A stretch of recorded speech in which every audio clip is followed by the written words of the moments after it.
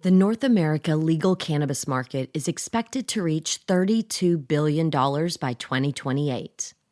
Unfortunately, recent cannabis stock market volatility has made it difficult for many investors to find opportunities for participation.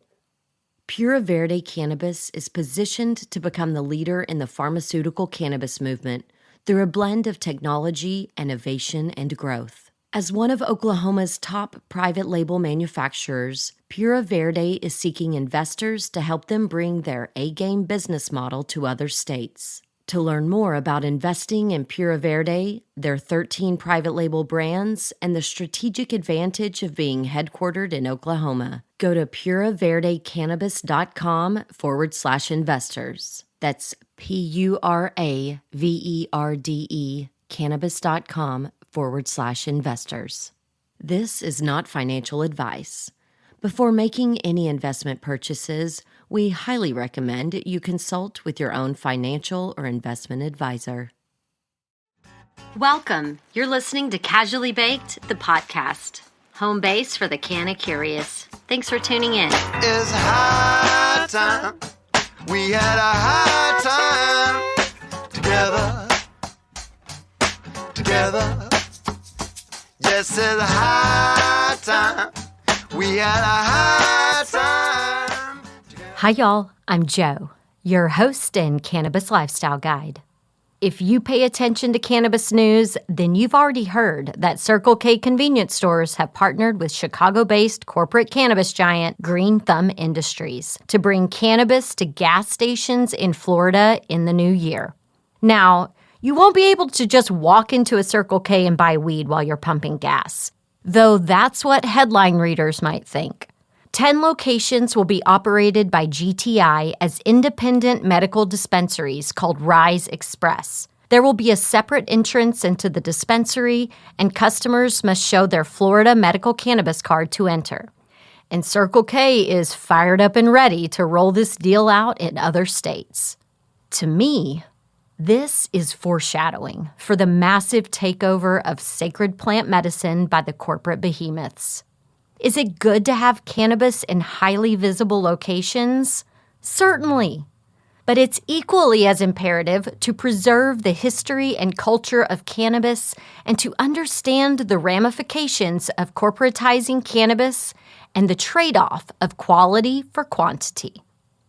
Deals like this undermine the small legacy cannabis farmers who got this party started, who've spent generations growing the plant honorably in harmony with nature.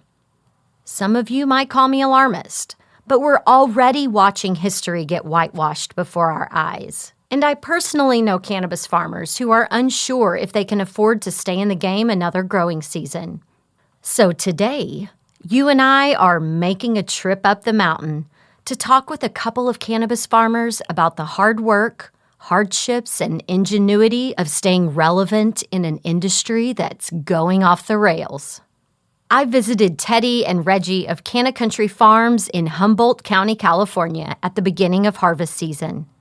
We talk about the timing of harvesting flower and the effects that has on the high. We discuss cannabis genetics, energy use in cannabis cultivation, indoor versus full-term sun-grown, and other small factors that add up to a big difference.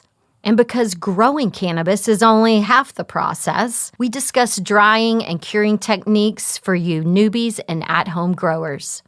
But first, a word from our sponsor, MJ Relief, the muscle rub PhD formulated for what aches and pains you. And this week, we're celebrating a huge win for one of our first beta customers. On October 8th, 2022, Tom DeBruyne earned the title of Ironman World Champion. Now, this is a guy who wasn't much of a swimmer and didn't even own a bike 7 years ago. Tom plays hard, trains hard, and knows the importance of muscle recovery. So in the early days, we had him test out MJ Relief. And this is what he said. Quote, "I've been using this muscle rub for several months, and I love it. It has successfully helped me with sore muscles and little aches resulting from my demanding Ironman triathlon training. I would recommend this muscle rub to anyone. It's one of the most effective CBD-based formulations on the market, end quote. MJ is strong enough for performance athletes like Tom and gentle enough for sensitive skin like mine. Head over to mjskinrelief.com to learn more and to purchase a 10 or tube for your own gym bag. Use promo code CasuallyBaked to save 10% on your order. And if you're listening on your phone, scroll down in the podcast app you're using to see the episode notes where you'll find links to this offer and more from other Casually Baked partner brands. Shopping podcast affiliates is a win-win because you saving money on the things you want supports the production of this show. And if you're picking up what I'm putting down, please rate and review Casually Baked the podcast on iTunes or Apple Podcasts. That one small action helps other canna-curious folks find this highly responsible cannabis content. Now let's go to Canna Country and explore our favorite plant through the experience of farmers whose bond with cannabis and the land runs 3 generations deep. Not only do we discuss the farming and business of cannabis, but also the tough conversations and family sacrifice involved in maintaining this way of life. So smoke 'em if you got 'em and settle in. It's time to get casually baked. If you're like a lot of cannabis executives I talk to, you know the struggle. Finding the right talent in this industry, it ain't easy. Hiring in the cannabis industry is complicated, and the traditional job boards aren't going to tell you everything you need to know about a candidate. Are they credentialed? Are they reliable? And do they really know their stuff? That's why leaders at the top cannabis companies turn to Vangst. Vangst provides all the tools you need to make the right cannabis hires from one central intuitive dashboard. Whether you're looking for on-demand, temporary employees or seasoned executives, Vangst is your one-stop shop to find qualified, ready-to-go workers that are the right fit for your company. Visit Vangst.com today. That's VANGST.com to learn more about Vangst gigs, vetted and marketplace products, and find out why folks like me are proud to work in cannabis. It's high time. We had a high time together. So I would like to talk about, first start out your relationship and how y'all have created your little Canna Country team, what y'all are focusing on, to give us an idea of the behind the scenes stuff. It's not just growing weed. Oh, it's 2 friends that were mutually brought together by other people in the community, and then having the opening of legalization also with the Humboldt County's like task force of letters out to everybody who still has hoops up that are trying to make a living. And Reggie was working for one of those people, and we came together here. I had an opportunity, and we just decided to work together, and we've always been friends, and we always loved the plant. So for us, it was, always about the plant. So it was an immediate connection. How long have y'all been working together? Like 4 years. Yeah, now. intensively. Yeah. More intensively. He's, of course, on the mountain all the time. And we did a big breeding project that we're still filtering through since then. And so now we're still making seeds, but doing it more in a commercial way of like, we've done the pheno hunting, and now it's making seeds to get out to the people. And we're always concerned with establishing our IP and protecting it with the foresight of getting it to people that then want to pay for that and commercialize it themselves, for instance. Being a Humboldt farmer that, this is your whole life. You've lived here. This is what you've done. Are these steps the steps that you have to take in order to continue this way of life? Or is this just like what excites you and has taken you down that path? That's a little of both. It is exciting. Pheno hunting wasn't something I was doing The reason we got into that, or I think the reason that we got into that was, for me, I was really tired of chasing the new strain, the named strain, the popular strain. And it so often changed that you'd finally get the cut that you wanted and plant it. And now that wasn't the thing everybody wanted. So we're just constantly chasing what's new, what's the hype strain, what can we get that we know will sell. And just seeing the little bit of the future and what's going on with the herb situation, we opted to not go down the mainstream and do what everyone else was doing. And so Reggie came up and we got together a game plan of some different crosses that we wanted to try out. And so that just evolved into making 305 different strains one year up here. And then it takes a long time to categorize them, put them away, dry them, store them, and then crack those seeds and try and get those phenos out that we know that they're in there. We just have to crack the seeds and find them. So it was just not going down the mainstream and trying to find what started us out, what we liked. Basically, instead of chasing what someone else liked, we were decided that let's breed something that we like, even though we know it could really affect the way the farm works. Because if we don't have something that someone wants, then now we're really trying to promote something that no one knows about. But it also was like, you can die slowly by chasing the dragon or trying to find the strain you can hopefully sell, and it's getting harder and harder and harder to sell and harder to find that strain. Or we can go back to our roots and what we used to do, taking what someone else has created and trying to do better with it and come up with something new. So that was kind of our idea of getting into this. So then that one year when you said 305 different varietals, so that kicked off this ride that you're now on. So now 4 years later, how many of those are you focusing on? How's your trajectory changed because of that? We cracked so far into 49 of the envelopes, and it was 305 just seed mothers, but then there was 25 different name brand public domain clones as well. At least there was SFV and Gelato and Skittles and even Key Lime and yep, Do-si Do and yep, and all sorts of different things. So we've kept 11 keepers out of the 49 different envelopes that we opened up.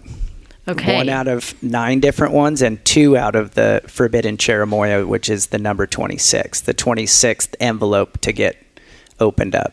Okay, that's how the numbers came about. yeah, basically we had 305, and as Reg was putting them into envelopes, he was writing down number 1 and whatever that cross was. And so that's how we opened them up. We opened up not by the number, picking the number, but picking the lineage. And what do we want to play with this year? Let's get some blueberries. Let's get some of the key limes. Let's get some of the SFVs, and let's crack those phenos out and see what comes out of them. So that was kind of how it started. New faces on recognizable names, and it's something unique to the environment here and adapted more to here is what our goal is, bioregionally acclimated genetics. Yeah, and talking about number 26, that forbidden fruit to me is one of the most recognizable terpene profiles. And so just standing outside and being near that garden number 1, that smell just kind of comes over you, and it's such a beautiful fragrance. So what are the things that you like about the ones y'all are really focusing on right now? They've all had to smoke really good. That's the final make it or break it. That's the weeks we spend on R&D is coming up with the kill list first, and it's those ones that didn't match our smoking quality and user experience that we're after. And then we're like, oh, how does it grow? It's okay, we look at our resistance notes. Yep. What's the structure like of the flower? What's the plant structure like? What's the timing like on it? Is it a late one? Is it early? Just all of the things, all of the different faces of the phenos that come out. So I can imagine that something might smoke really well, but might be a pain in the ass to grow. Then what do you do? 26, she grows good, but there's a lot of like factors. The keeper of the 2020 pheno hunt, she grows like a fountain. She grows up to fall down. She like doesn't care. There's very little structure. On structure of 1 to 5, it was like 1. Like, Oh yeah, absolute just support needed. jungle. She just grow and fall over, grow up and fall over, grow up and fall over. She twists at maturity. She like faces down, and she's a train wreck morphology where she doesn't change her leaves or anything. She just keeps growing straight, but she's facing the ground. Versus the 2019 version has way more form, holds itself up like a normal plant, looks like a better Harder, bud, bigger bud, better structure. crystallier. Yep. A little different hair look, and a different bud structure, and the plant has smaller leaves, and it's really similar but totally different all at the same time. Okay, so then if that's the number 26 in 2019 versus 2020, then does it get a new number? 26 plant A, No, 8 yeah. versus 26 plant 24, but that's the 26 everybody knows these days. Yeah, exactly. Yeah. I think I saw something on your Instagram page where you had one of those flowers. You put it on a plate and just added a little water to it. Oh, and yeah. to just like see that bright purple color just come pouring out of it. It was so pretty. That was discovered when we went fishing one time on my buddy's boat, and I'm rolling one up in his cabin, and it's windy and it's wet and it's the ocean. So I get it twisted up. The wind blows a little bit. Some of the weed falls on the floor, and I get the joint rolled. All right, great. We go out on the deck, and we're smoking it. We're catching fish, and we're running back and forth from the cabin. And we look down, and it's the little bit of herb that blew off of the tray is on the floor, and it's bleeding down the white deck purple. And this was just with salt water. And so we were like, whoa, holy crap. I knew it was kind of bleed through the paper, but I'd never gotten it wet. And it on white floor, it was just this purple wine just cascading down the floor, and everyone was just like, wow, what the hell is that? And so I decided to actually Reggie had made some pollen, and we had pollinated a branch, and I was pulling the seeds out of it and crushing it up. And then I decided, well, I'm not going to smoke that, but let me see what it does with some water. And so I put that on Instagram, and it was just like wine coming out of it. It's really cool. And I want to try and find that, to keep that in and make hash, to kind of find a hash process that keeps that color in it. I don't know if it's out there, but that's my goal. When you were saying that, I'm like, oh my God, that would be beautiful hash. Yeah, I hope to find it someday. There's some maker out there that'll take that and make it into something beautiful and special. I know it. Yeah. Just got to find it. So, we are at harvest season. Things are happening, and there's a lot of at-home gardeners that finally have some plants that they're excited about, and then they're just hesitating because they don't know when to take them. And we were talking earlier about there really are ramifications of taking a plant early or a little bit later. So will you educate us on all of that? Well, what I've seen for like an early harvest maximizes flavor, and this is within the window of ripe. It maximizes the storability, but that's a function, again, of how you store it. And it's often a racier, quicker high that has less duration. And then at some point in the harvest window, the terpenes turn a little bit more resinous through the joint and not as flavorful for the whole joint. But the high is much longer and a little more subdued. It's kind of the rocket ship high, that early high. Yeah. And some people don't like it because it makes their heart race. Yeah, it is an uppity high. And I think the longer it stays in the ground, the better terps that come out of it. And also, I think it has a little better storage myself. But that's just personal. Well, and how do you see that? What are you looking at structurally of the flower before you get out your like jeweler's loop? Yeah. Well, outdoor, it's often conditions permitting. And so depending on your environment, if you're in a moldier environment, like towards the coast, you often don't have the luxury of leaving it as long. Where Canna Country is a very special microclimate because it's got some coastal impression as like a little more moisture in the air, but compared to the coast, it's very dry and cooler and hotter. And so you got a lot more leeway for leaving a plant in the ground, for instance. And so really, like if you start seeing, like when I use the scope, it's not to see the resin glands because that's a process that will continue after you harvest it as long as you're not damaging it. And it'll still mature over the next few weeks. Like the resin, the crystals will apparently come out. But I'm looking for potential mold spores and stuff in there. So it's conditions permitting when you're a sun-grown farmer. So you might not have a chance to leave it in like we do and let it go to full maturity. But you're looking at some of the hairs and the color, and if they're coming through with new ones, or if it's completely done, there's not another hair coming in. Now you're full potential, you're full maturity at that point. So just kind of looking at, depending on the strain as well, your density, your mold factors. There's a lot of factors to factor in to see if you can have to cut early or can let it go full term. Hairs can be quite deceiving depending on the time of year and the crop that you're running. If it's like weather, and the weather. You get rain, you're going to have those hairs damaged, and they're going to look done, and they're probably not done. They've just been kind of beat on for a minute. So the classic Humboldt test, I called it the Humboldt dick finger test, where they just squeeze a bud. And when I first came, I was a little offended, like dick finger in the bud, but it works for Humboldt County. If it can't get any harder, it won't get any harder. Exactly. It's done. Fair enough. That's a pretty good visual. We all get it.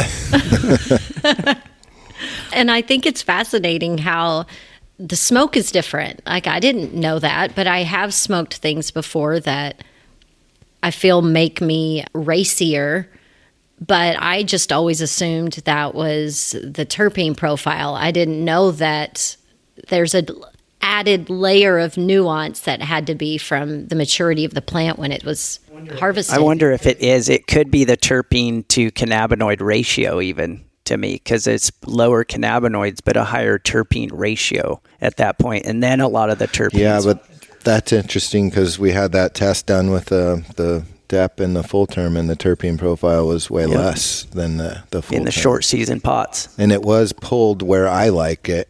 I didn't let it go to full maturity where it's molding and it's done. I wanted it at its peak hardness and also at its peak smell, and I thought, well, I nailed it, and then we tested it, and it was 40% less. It was a lot different, Yeah.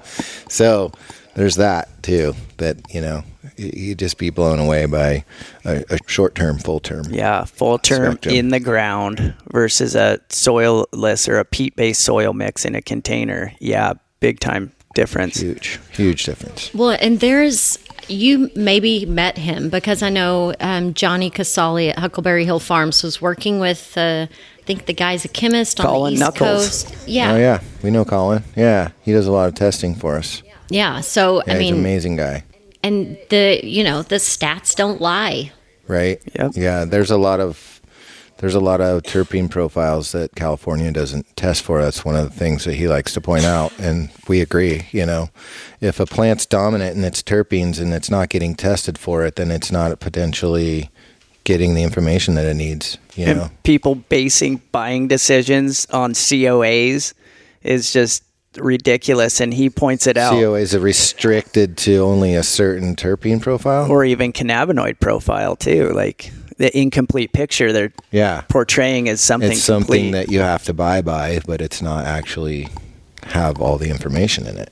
Well, and that's the nature of this legal cannabis market that we live in, where we have an oversupply of flower and not enough places that are able to sell it. I mean, it's like they create problems. Or there are places that just get paid to have shelf space.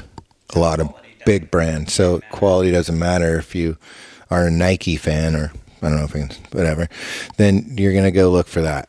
No matter what, you're going to buy it. And so if you're not Nike, you're going to have a hard time getting it out there to people because there are the big brands that are paying for the shelf space and for bud tenders to push it. They get incentives or vacation or whatever.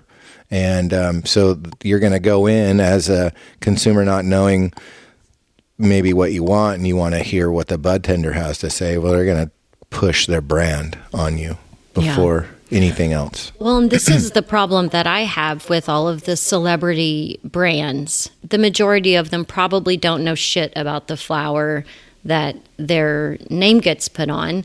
Though I'm sure they went to the farm and glad-handed folks and smoked a joint or two. But for me, I'm just like, I don't give a shit what Chelsea Handler is smoking. Right. You know what I mean? Like, I want sun-grown flower, and I want to have those choices when I go into a dispensary. But there's so many people that haven't had the luxury of visiting farms and having full-term cannabis like I have. And so then they don't know to ask for that stuff, or what they see in the store, they think this must be the best shit. Right. Well, sun-grown has just gotten a bad name in California right now. If it's not a hype thing to talk about, it's not talked about. So it seems like indoors rapped about, indoors talked about, and that's what people are seeing, like THC, the things that are really getting shout out to them is what they're hearing. So I can't blame them. They're just uneducated. Well, how is sun-grown getting a bad name when we know how much energy is used to make indoor cannabis? I think it's not that it's a bad name. I think that they're just pushing indoor so much that it's just crowding it out. I don't know that anyone has anything bad to say about it except for it doesn't look like indoor. But people who smoke it get higher off of it than indoor. And it's a way better product for you to smoke. There's no sprays here on the farm, and it's grown in the environment that we're in, which is, a living ecosystem versus a noisy, light fan, hydroponically grown with salts. So there's a big difference in living soil and the environment, your terroir that you're in, the water that you give it. A lot of those places probably have chlorine in the water and things they're watering off of the city water, and all those little things add up to a lot. And in the end, we're rainwater catchment. We're off grid here, completely solar. We've been working our soil for 12 years and we're coming up with strains nobody has. And we're not naming our strains, they're numbers. And so we're just trying to go a different route than the mainstream is. And so we're going to get noticed at some point, but it's the majority still mainstream. And as soon as they can see that we branched off, then other people might follow, and you never know. Yeah. Well, I applaud what y'all are doing here. And you recently mentioned that you had gotten the license to have your own commercial greenhouse nursery. And I think Washington State's already kind of teed up the interstate commerce thing when federal legalization happens. I just read that Newsom did something similar in California. So teeing up these states to be able to get these genetics and this flower to other places so that the Emerald Triangle, Southern Humboldt, the things that do make Canna Country special will then be able to be shared elsewhere.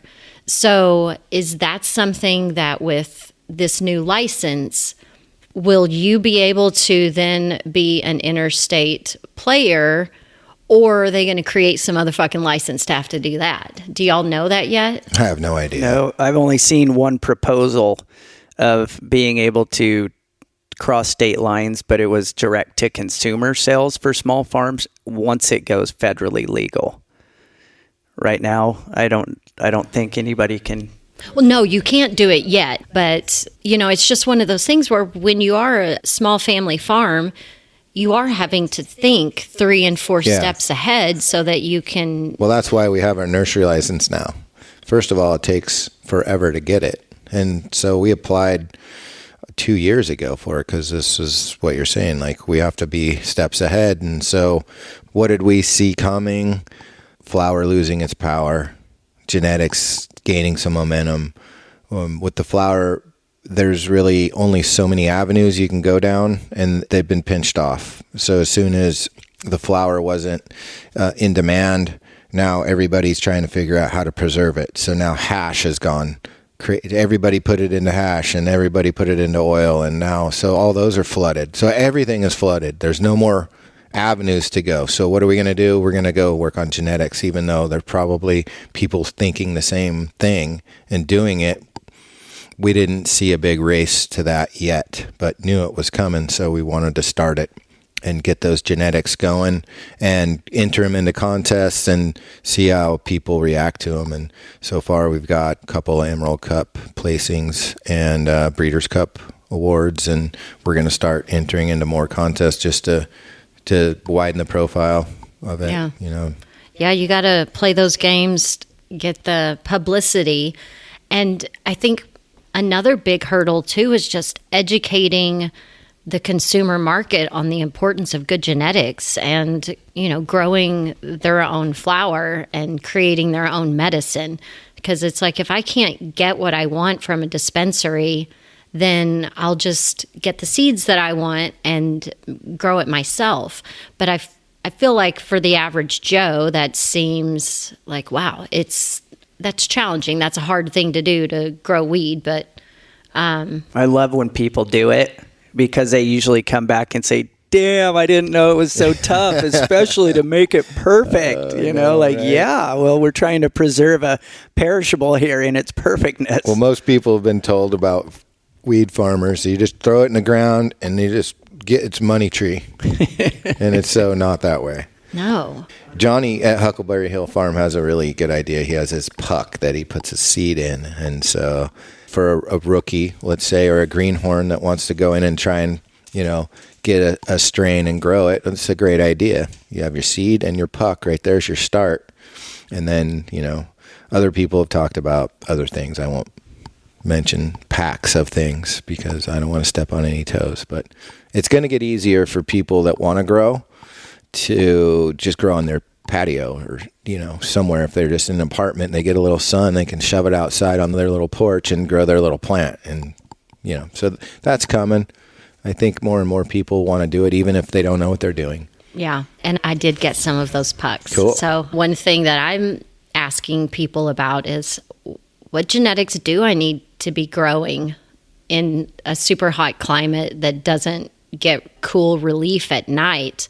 Because everything that I love to smoke is grown up in these parts. And I'm like, this is not what my environment is now. Lake County. Ask the guys in Lake County, because it doesn't cool down as much at night there either. And so we have a list of things that we know make it. Okay. I know a few folks in Lake County. We were talking indoor versus sun grown. I want to talk a little bit about kilowatt hours, the amount of energy it takes to grow cannabis indoors, along with the fact that, plants are sentient beings. And if you've got like somebody playing death metal as they're watering the plants or whatever, there's so many factors that I think play into making one superior to the other. But the thing that's so big right now is everybody's concerned about energy. And we need to move to electric cars. And in the cannabis world, to me, that's sucking all of the energy out of the process. So you're involved in some of this stuff. You can articulate it better than I am. Tell me what... To figure out the grams per kilowatt hour is like a functional thing to because not all indoors are created the same. And there's a lot of choices on all sorts of equipment and where you're doing it, how much you need to do for cooling the room or heating the rooms or drying the rooms. And so there's a lot of choices, and there's software that's making it easier, plug and play, so you can actually see the ramifications of all the different choices. But it also boils down to your methods of how much yield you're getting, of course, for the amount of space you're getting. To me, I don't know that the general public quite understood the energy intensivity with growing when they said yes to the vote of let's free the plant. And it's one of those things that is definitely needed. An education campaign is needed. There are fierce proponents of indoor agriculture because that's what they've known. And there's certain places that do need to do it to bring clean herb to the people. But this plant is only inside or ran inside because of fear. It was fear of the helicopters seeing it. It was fear of like the inclement weather. And in some places, like I say, it's warranted. So it's a decision that needs to be made by the consumers. And that's why an eco rating would be really cool. But like this ripples through all sorts of packaging and consumer packaged goods and products that we have a potential to buy. There should be an eco rating on almost everything to me. Absolutely. Well, and you don't even think about it whenever you're going in to make a purchase. I mean, it's not like the packaging says that this is indoor cannabis. You're not even seeing that. Now, if it's sun-grown, I tell people all the time, you'll know if it's sun-grown because they're going to put it on the packaging. Everybody else is going to let you think whatever you want to think so that you buy their flower. It's funny, too, because the buyers really like what we're working on is what's called faker weed. And it's like the highest end outdoor can be sold as depth or indoor sun-grown. Yeah, exactly. And the depth fakers can go as indoor too. So all the buyers, they want things that will pass as indoor because that's the password to get the most money for your herb. And that's also what's going to go fastest, be sold fastest. Because of all these artists, again, all this like conditioning from like people that people respect, the influencers singing about Indo and singing about hydro, even in the reggae world and stuff. It's like mystifying to me. And to me, it's a no-brainer that it's one of these educational things that I'm so surprised it hasn't hit like a viral. Like you explain this to somebody and all of a sudden they're like, okay, well, let me try the sun-grown. And if the sun-grown matches up to some sort of quality, which we're tainted, we know that the best sun-grown in the world. So like to us, we haven't had the brown weed from Eastern Washington or Texas or any of these places. We've had good green bud from the get-go. And so sun-grown, we like feel like the entire process because we're part of it. And that's part of the education campaign too. It's a part of nature, not apart from nature, which like indoor stuck in a box. Like, right, jail. Yeah. Plant jail. It is. Inmates. Well, we're out here in the sun growing harmoniously with the environment. Yeah, where we were just watching the fog rolling over the ridge. Mm-hmm. Yeah. And the south winds pick up a little and you can feel you can almost smell the coast coming in, but yet it's 85 degrees. Yeah. And sunny. Well, and that's so going back to just stressing the amount of energy that's used to grow your flower or the type of soil that it's grown in or whatever, like all of these things, there's 1,000 different little nuances that give us our finished product. And we don't have an educated enough consumer base to really think that through. My analogy is like people are playing checkers, but it's a game of chess. So what are the things, the intelligent question that might even trip up a bud tender, but if we want this to change, we have to go in and use our voice. So, you mentioned something that I thought was really clever about going in and asking about the flower that you're buying. Yeah, Doug, our buddy from Boveda, came onto the mountain and he learned about full term and he learned about sun grown versus indoor. And then he went down to Santa Rosa and he went into the dispensary and he said, hey, you got any of that full term from the Emerald Triangle? And the manager was there and she tried to show him things that he was like, nope, that's not what I'm looking for. Not what I saw on the mountain. Yep. Then he said, and she tried to push him towards some indoor. And he said, well, if you can tell me how many kilowatt hours was used to make that eighth, I'll buy them all. he stumped her. Yeah. And I mean, that's good. I want people to do that. I want people to go in and ask for a specific farm. Like, I'm looking for Canna Country number 26. Like, ask for what you want, because a lot of times, you're right, the shelf space has just been reserved. That's funny you said that, because my mom just went into a local dispensary that holds my product, and she said, do you have any of that Canna Country? And the bud tender was like, yeah, we have some. It's over there. That was it. They didn't have any more conversation about it or education. They didn't try and sell her on it. They were just like, yeah, it's over there. So it really comes down to the education comes from the bud tender. If you get a bud tender that's really there for the cause, you're going to be talking about everybody's farm. But if they're just there because they like that one strain and that's what they're going to push, then that's what they're there for. And there's such turnover in the dispensaries, it's hard to keep staff. And so when you've got just these big MSOs that have the marketing budget to send people in to do demos once a week, that's the stuff everybody's going to know about. Yeah, true. Yeah, we don't have time to do that on the farm. No. We're kind of busy. No, we'll have to get brand ambassadors, smoke our weed, and yeah, it's just a sticky wheel out there for sure. I've been told you have to send, what was the quote, for every pound that they get, you need to send 50 to 100 promos, meaning like pre-rolls or something for the bud tenders. This was from a guy who ran a dispensary, and he was trying to tell me what would make it work. And then when he told me the price, because their tiers are not based on quality, it's based on whether or not it was growing in the sun or growing indoors, and all the different tiers, and their multiplier is 2.5, often a little more. Then he was trying to tell me a price that would make it work that was less than actually the cost of goods here. So it's like, it was ridiculous. I don't know if the number will ever match up, and that's why we focused on things unique to us, and we do it with the pride and love that we do, is just to try to differentiate ourselves, to reach another echelon of what it is on the market. And reach the people that really are looking for something different, that aren't just THC hunters. My analogy is it's like college kids on a budget, partying, are going to buy whatever's on sale. Natural ice, whatever beer they can get that's as cheap, that has the highest amount of alcohol, they get buzzed as cheap as possible. And that seems to be where the market is. But that's not just those people. That's just kind of what's getting promoted. And what we're hoping there's a market for are the 10 to 20% of the people that are past that are looking for things that they remember as a child, or a strain that was lost, or just enjoying something that's not known, not mainstream, because it tastes good, not because someone said you should go buy that. So, discerning enough to recognize that it's about their user experience.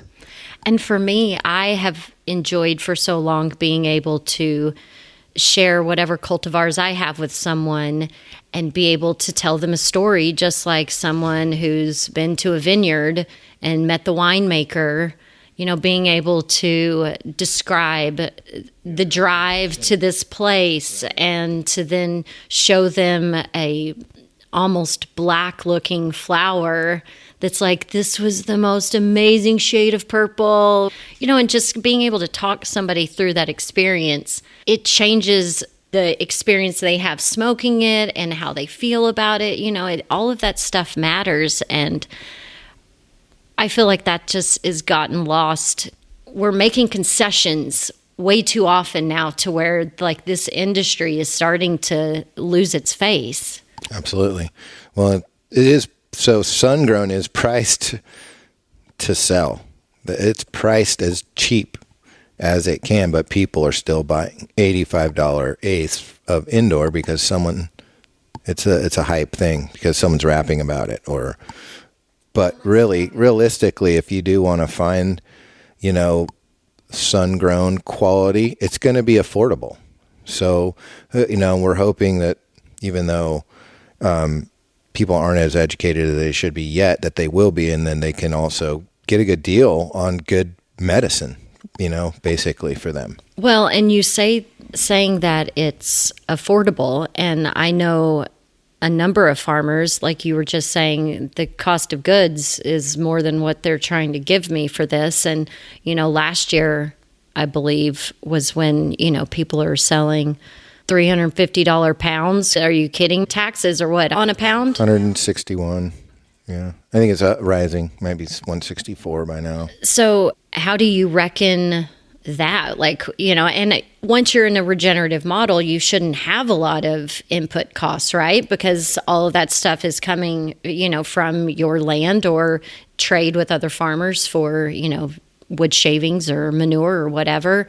But how has it been the last couple of years dealing with that? And you want to take this one?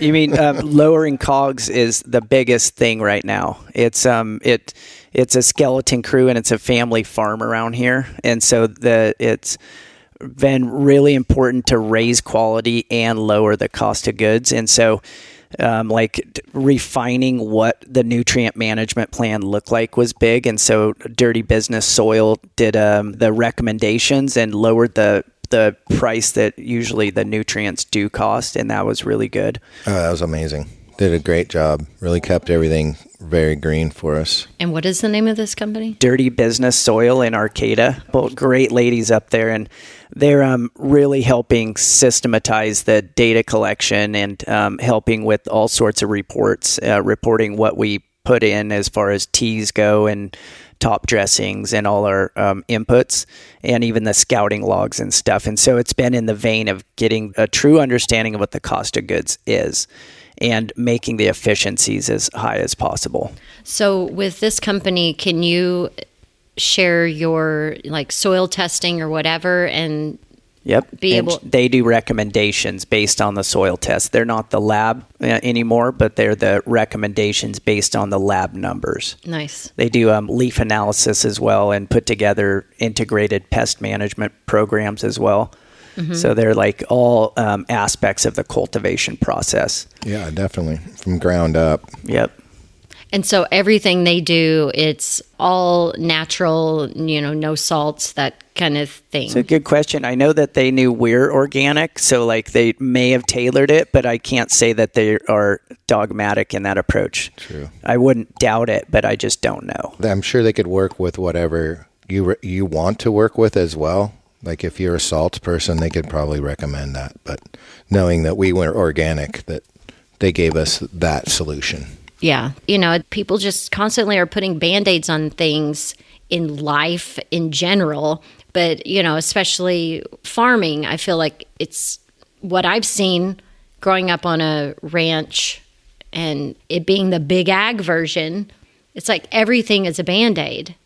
And so being able to really understand your soil, it's actually getting to the root of the problems that happen in farms. And I just feel like that changes the whole game. I mean, sure, you still have Mother Nature to contend with, but at least you're setting yourself up for success. Exactly. Yeah. So much is in the setup, and then it's expressive. This plant expresses exactly what you give or don't give it. Setup and maintenance, really. We get the good setup, but that doesn't mean it's going to work for every plant all the way through. So now we got to keep an eye on it and adjust accordingly. So there's maintenance involved, but for the most part, it's straightforward. All right. So now that just made me think about your setup here. So you have number 26 in this one garden one. Has it been in other places and now it's landed there and that's where it's staying? Have y'all tested out the different bed and hoops? Well, we've had it in garden 2 as well, and we have it in hoops as well. So it's all over the place. Okay. Yeah, it's been all over the farm here. Okay. So then at the end, when y'all harvest all this stuff, then you can compare from each of those. Yep. And that's what Colin did last year, was a test of the indoor. That's how we found the longer term sun grown versus the shorter term plant had a huge difference in the terp profile. Okay. Sun grown one, obviously. Full term sun grown took, by 40% more terps than the younger plant that was also sun grown, but just a much smaller, younger plant, 2.5 months versus 4 months. Not in native ground, in an engineered bag mix. Well, that's a 3-year-old bag mix, though. Yep. Too. All right. See, that stuff's fascinating. Would you have those, the PDF of those that I might be able to share in the show notes, just so people can see? Somewhere. Yeah, I would have it somewhere. I'd have to check it out. It's just the proof's in the pudding. If we have the data just side by side, this is what it looks like. You can't argue with it. Mm-hmm. Oh, you mean the testing data? I was thinking all the way down to the soil testing data. But yeah, the terp tests, we have those. Yep. Yeah. And the more data, the more it'll get confirmed or not.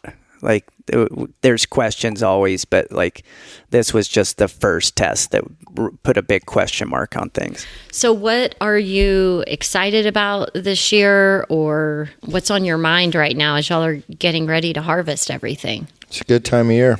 Yeah, we've planted later than ever. We've got smaller plants than ever, and our quality control is at 100% right now. So we've got a manageable crop this year that we're going to get the best of the best out of it. And it doesn't matter how many pounds, it's how much quality we can really get out of the square footage that we have. With, of course, the yield, but it's not so much yield, it's so much quality. So we're excited about the quality.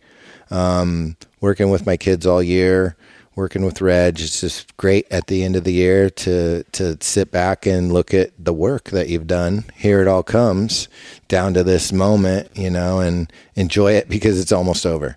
It's a couple weeks of like smiles and high fives just because we made it through the year, and then it turns back into work. Harvest time, curing, drying.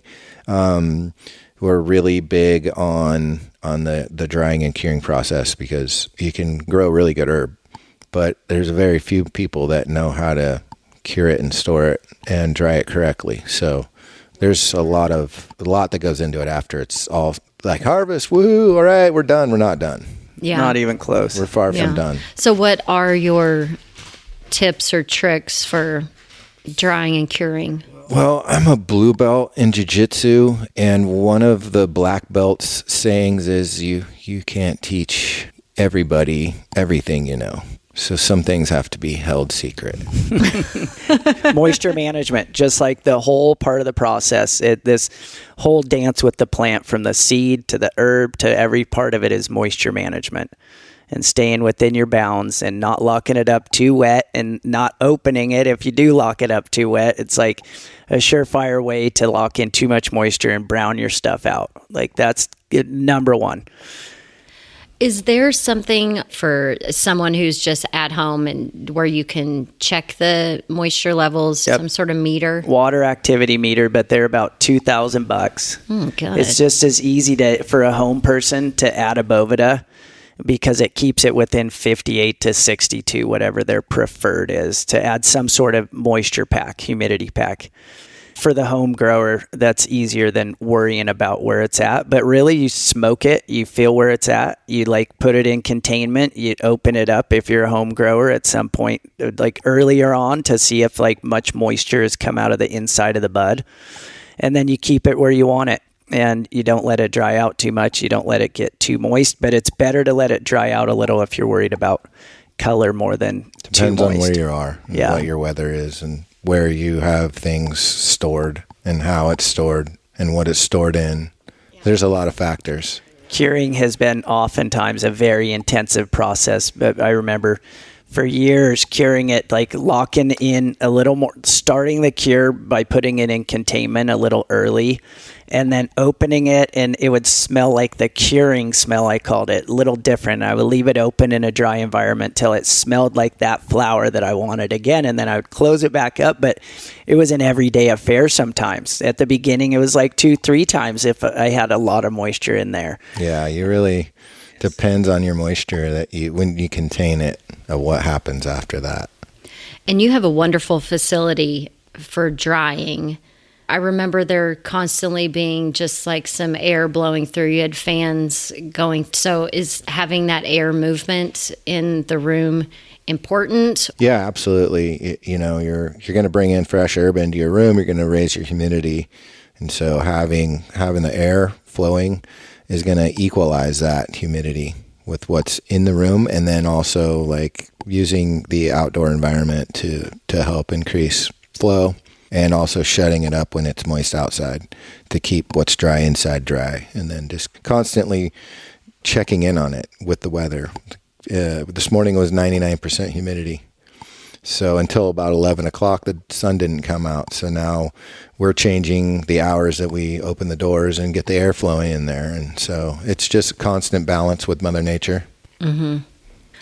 Are y'all doing any testing on how you're letting the flower age? like say, let's keep talking about Canna Country 26, like, do you have some that you've had for a couple of years where you test? We do. We have some antique and some vintage, and they hold up really well. For a purple strain, typically it'll turn brown as it gets aged, and there's nothing wrong with that necessarily. But the 26 really holds up on the color, and the nose is also there. Really does preserve well. Mm-hmm. And the terps are just, they scream off of it still. Well, and I ask that because there are certain cultivars that I have, and then I love them so much I don't want to be without it. So I probably have about 50 different cultivars, and some of them may only have one bud left in that jar, but I just like start at the bottom and pull off whatever I need to have one small bowl of it. And I don't get to test the stuff I have. It's just, you smoke it. But I'm curious if you tested it and you were able to see how the cannabinoids and terpenes were evolving. I think human testing is even better. The user experience. How was the user experience? We have seen the harvest point as we were talking, and the way it was growing having a huge effect on terpenes, and we know that, and even some effect on the cannabinoids, but that could be a product of the testing and them not being totally on as well, because it's tough to keep things totally consistent on that level. Absolutely. But the 26 in fact has a way of preserving itself. It reminds me of a old strain that's back in its lineage on the male side, known as the HP13 on Maui. It was from Colorado to New York, where it was kind of famous in New York around the late 90s and early 2000s, and then it was on Maui since then. And it was just one of those strains, no matter if it was indoor, outdoor, if you tried to mess it up, if you sat on it, if you left it in a hot car, a year down the line you open it up and it was the pea. It was the pea. It was just, and I've looked at a test now, and the HP13 had high osamine as well, which is like the question has been, where did this osamine come from? And it must have just stroked something from like on both sides of the equation, or it brought something out, because the pea was a very hard flavor to lock down in the crosses, especially because it got crossed with the Maui flavor, and that Maui terpenoline limonene is really dominant, and that didn't show up in this selection of the 26, but the osamine did. And the osamine, and it did without the terpenoline, which is usually connected, so it's kind of hard to taste the osamine when it's combined with either, was it terpenoline that it was No, with? Or beta-caryophyllene? Don't think. Beta-caryophyllene is the number 2 in the 26. Right. And that's where the flavor similarity to the tange or to the forbidden fruit is the beta-caryophyllene and the limonene.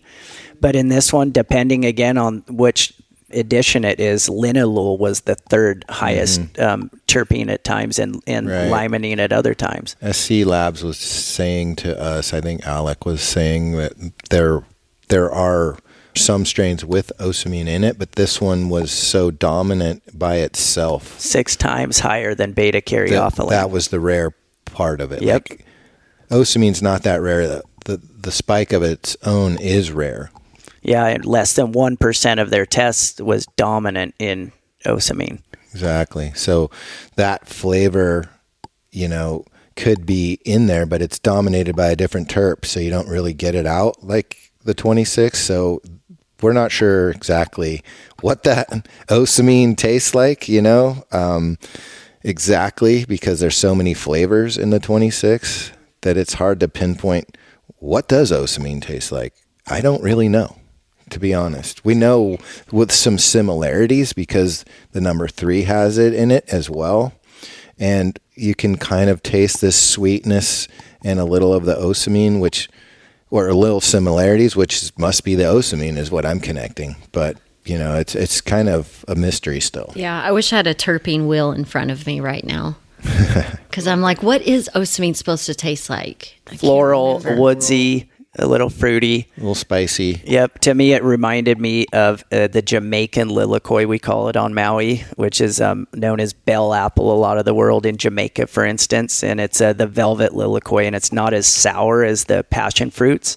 that are the yellow and the purple passion fruit. It's a peach colored skin, kind of fuzzy, and it just nails that. And I looked up the terpenes of the bell apple, and osamine was in there, beta osamine, in fact.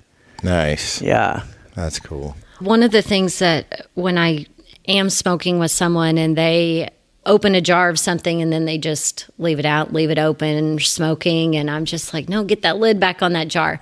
I think there's so much that we don't do once we get the cannabis home with us to really preserve the quality of the terpene profile. Yeah, take out what you use and put the rest away for Immediately. the next day or for the next time you roll or get a bong toke or whatever. But yeah, you treat it as you're storing it. So you want to store it, but take out what you're going to use and use it. Put it away.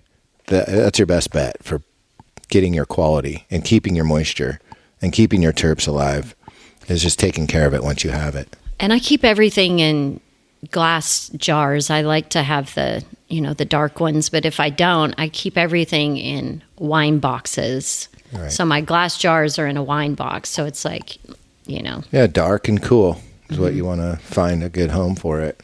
Well, hopefully I'll find a good home for some of your flower before I leave. Well, is there anything that we didn't talk about that really sets Canna Country apart that you want to highlight? Something? Well, these days, probably the breeding, because we kind of touched on it, and we did some theme breeding, and we just did a bunch of feminized seeds, because that's what, especially for home gardeners and people who want to grow their own, and commercial farmers, everybody wants feminized stock these days. So they don't have to pull males. Yeah. I know everyone can love a female. Well, and it's hard to sex something when, there's been a few things that my sister and I were growing there where they were hermaphrodites. It's like, wait a minute, is this female, male? Nope. Those look like balls. Like, what's happening here? Yep. And so, you hope you see that early, not later. Right. So it's just one of those things where, please take that guesswork out for me. I just want my challenge to be growing it. Yeah. Well, you could still end up with some herms on a feminized seed. Just depends on who you bought it from and what they're doing with it. And how stable those genetics are. Like if it's something that had a low threshold for environmental stress that would make it herm, then it's like you're using the wrong one. And what I've been seeing is it's often, if your donor is solid, it's often more about the female, that whether or not she is solid. So even if something's not a herm, like I've seen some things with chem in it that like chem's got herm in its background, and a portion of those stressed out turned herms. Yeah, but it's the environment they're being grown in often is so different than the environment they were seeded in or really tested in, and that's a big difference. I think that's probably what our issue is. Yeah, it's so unique, your environment. It could totally be, that hot days, hot nights, might just be stressing it out. Mm-hmm. And there's nothing you can do about that. I mean, where I am, you just got to get it. Get a different strain, try a different thing. See if you find the one that works there. Yeah. That's kind of part of the project. And if there was an event that gave rise to it, you can pick the balls off sometimes and it will not continue to herm. Sometimes they will continue to herm if they're just a herm, for instance. Sometimes they won't open and pollinate. Sometimes they'll just be a banana. Yeah, or sterile, like a lot of sativas. Interesting. Yeah. Huh. I mean, it's one of those things where when, you're not growing very many, it's just like, fuck it, get it out of here. But that would be interesting to try that experiment. Yep. So we used one donor of our number 30 was a donor for breeding, and she's very lime green, really high in alpha pinene, limonene, and beta pinene, and grows like a faceted diamond, really. She's hard, lime green, and resilient, and is very unique in the way that she's dominated by alpha pinene. So we chose some of the really lime green ones that we run, like the number 9, our highest THC, and we did kind of a lime green high THC batch as one of the crossbreeds. And we did the blueberry or grape nose. That's really easy to lock down in those terpenes. That's a kind of a dominant terpene category or flavor profile. I should say we did that with a bunch of the different blueberry crosses together. And some OG crosses with those as well. And so we kind of had our patterns of different flavors that we were crossing into. So the limes, because, the alpha and beta pinene, those are like my focus weed. What happened with those? How did they turn out? Well, we've harvested the seeds and now we're to shuck them. And then the next thing will be to do stability testing before we get them out. But that was the theme, was lime green in color, not flavor, but lime greenies. And we have the 30 that we have the original, Yep. which is the number 30. Mm-hmm. Well, and that's the thing that when we first started talking and you were saying, if you're not growing the flavor of the month, you've been kind of screwed before. And when I first moved to California, I guess that was 9 years ago, it was more of a, green and gassy phase, then move into a purple phase. And I feel like pinks are a thing now. And so it has been an interesting journey just being here and seeing how that's changed. But for me, I smoke what feels good. I don't give a shit what everybody else thinks cool. Right. But when you're just going into a dispensary, yeah, it's overwhelming. Mm-hmm. And so if you have something that you can know that you like and you go, oh, okay, well, do you have that? You're going to get close to what you want. But if you go in there and looking for something new, I always go in and I know what I already like from this farm, but I'm going to look around and see what else I can find from another farm that's close to that. And if I can't find it, I always go back to that farm. So hopefully people do the same. Are y'all doing any collaborations with the other small farmers in the area? Like, what are y'all doing around here to kind of help and support each other through this crazy phase? Oh, good question. Bringing each other's herb to the show, really trying to get them in places. We're all helping each other. We had a meeting down south with the Woods, Woody Harrelson's dispensary, and we went down with a team of farmers, and we all repped each other. So and then that's the way it works with our community, is like we're all struggling, and we're all trying to find some angle, but we're all bringing each other with us. So we're going there with 5 to 7 farms that are all at the same quality, with the same principles and the same mindset that we're going there with. And we're shopping their stuff, and they get an opportunity to talk to someone. They're shopping our stuff. And so it's been great to bring the community back together and get back to our roots. A lot of us are so busy, so wrapped up in the more game, trying to keep up with the demand, that now that demand's, it's everywhere. Now we're back to just what brought us here in the first place, which is just all our community helping each other and coming up with things, doing things that we like to do, and growing strains that we like, because that's always been there. That's what got us here in the first place. Yeah. Now, what about the family angle? Because you have 2 sons that are... Yeah, my mom started me off when I was young, just introduced me. It was never for her. She always had a job. It wasn't her main job, and it was just something she loved to do. And she had a few plants in the garden, but she helped me fall in love with this plant. And now I have 2 boys, and so we're a 3rd-generation farm. We have 3 generations working on this farm. To see the boys, to think about my kids, seeing they've really seen the whole thing. I mean, not really my childhood, but they've seen it go from like this big demand, this big thing, into like what it is now, a survival mode. And they're as passionate about it now as ever. So to see that, it really, hits home, and it just shows what kind of character we are up here. Like, no matter what, we're all about family and quality and fishing and farming. Yeah.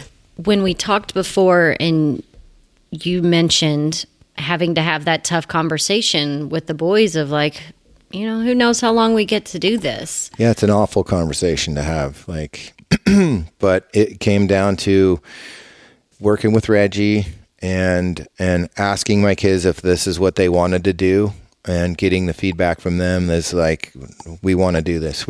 we want to make it work. We're really going to try our best this year, or are we taking the year off, or are we done all together?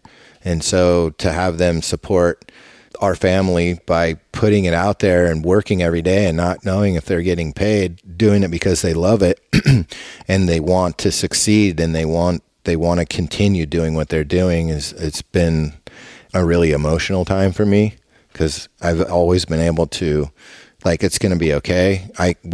I'll make it work. To now, I don't know if I can make it work. I don't know if this is going to work at all.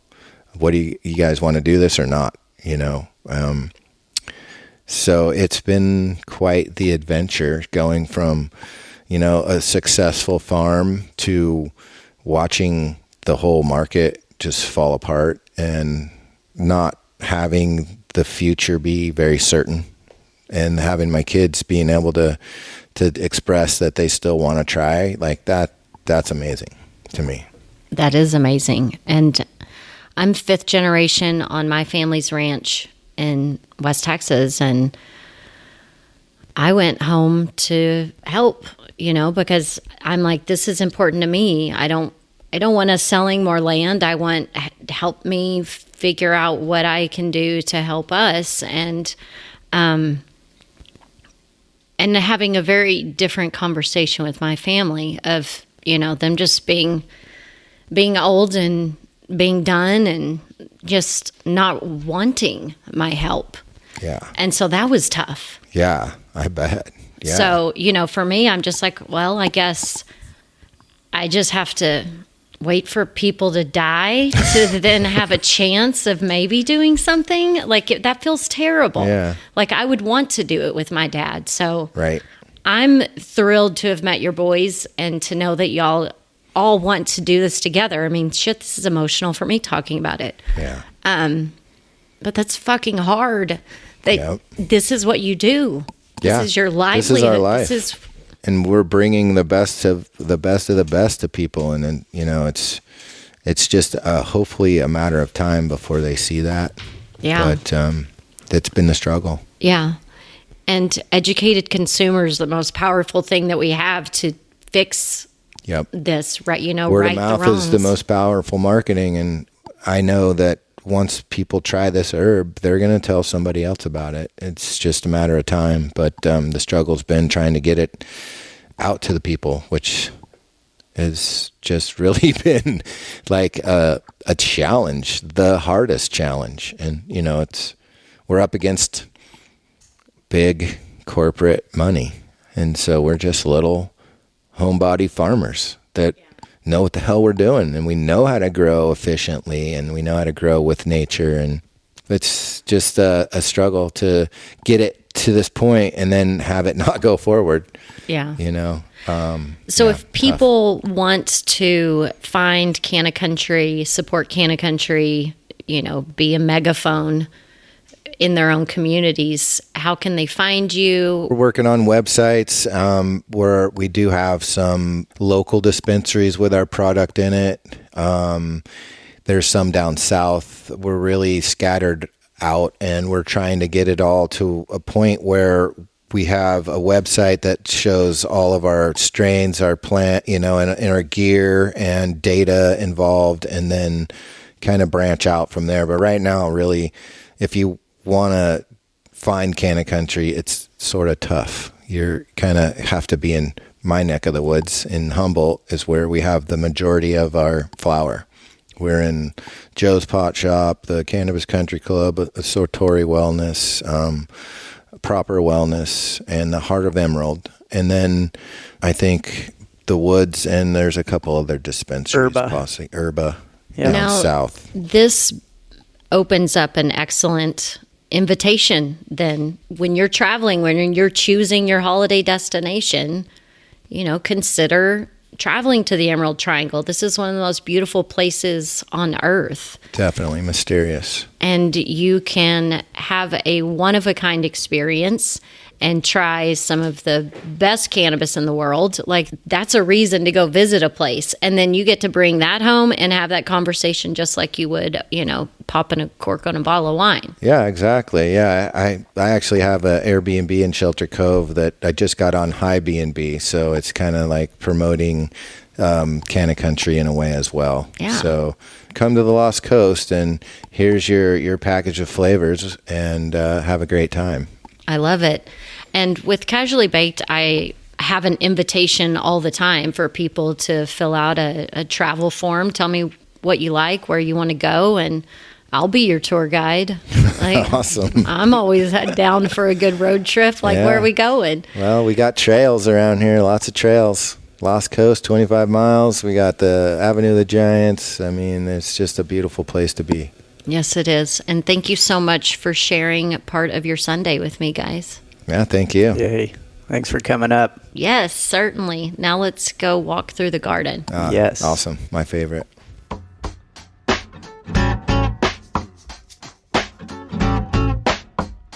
I hope this conversation inspires you to travel all the way to Northern California to purchase full-term flower from Canna Country and other small family farms. Cannabis tourism might be the only thing that keeps these legacy farms afloat. So keep that in mind when you're choosing your next vacation spot. And if you're already planning some girls' trip or celebration in wine country, level up the experience with a private tour of weed country. I'd love to be your host and cannabis lifestyle guide. So head over to the Potcast 234 show notes at casuallybaked.com to learn more. As always, if you want to connect or collaborate, email your messages, requests, or Canna Curious questions through the website or DM me on social. When I'm there, I'm at Casually Baked on Facebook, Instagram, Twitter, YouTube, the WeedTube, and Truth Social. However you decide to support our highly responsible cannabis movement, thank you for doing your part to puff, puff, pass it on. It's a high time. We had a high time together. Casually Baked, the podcast, was created, recorded, and produced by yours truly. Editing and sound design are in the capable hands of Jamie Humiston at PodConnects. The podcast theme music is by my highly talented friend Seth Walker. If you aren't familiar with Seth's music, you can find High Time on his album Gotta Get Back, wherever you're buying your music these days. I know he didn't create High Time for me, but it sure as shit sounds like he did, right? I hope you'll tune in next time. Thanks for hanging out. Thanks for listening to today's show. To check out more great cannabis podcasts, go to podconnects.com. Here's a preview of one of our other shows. Cannabis Health Radio is a podcast about stories from people around the world who have used cannabis to deal with serious ailments, many of them life-threatening. My name is Ian Jessup. My co-host Corey Yelland is no stranger to the devastating emotional impact faced by so many people receiving a death sentence diagnosis from a doctor. Told she only had months to live with anal canal cancer, Corey researched and immediately began using cannabis oil to eliminate her cancer and has been cancer-free for more than a decade. She told herself that if it worked, she would spend the rest of her life helping others, which she does tirelessly every day. When you listen to our podcast, you'll hear many stories like Corey's, along with others who have used cannabis oil for many more ailments besides cancer, such as chronic pain, PTSD, MS, and many, many more. As one of our guests said, "Your podcast gave me the confidence to save my own life." We regularly get messages from listeners who have heard our podcast and use cannabis to solve a serious health issue of their own or that of a loved one. We hope you listen to these stories and be as inspired and moved as we are with each and every episode.